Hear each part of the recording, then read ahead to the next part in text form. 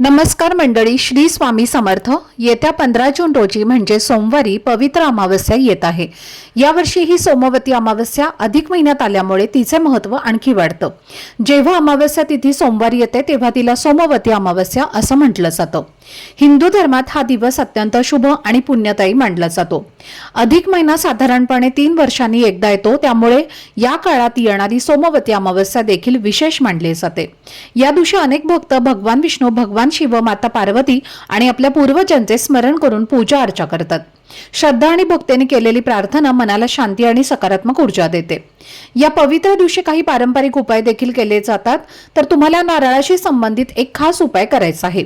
हा उपाय सुख, समृद्धी आणि सकारात्मकतेसाठी केला जातो। अनेक जण हा उपाय भक्तिभावाने करतात आणि आपल्या कुटुंबाच्या आनंदासाठी प्रार्थना करतात।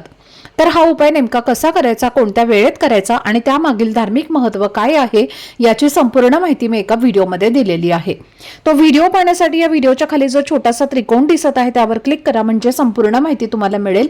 धन्यवाद। श्री स्वामी समर्थ।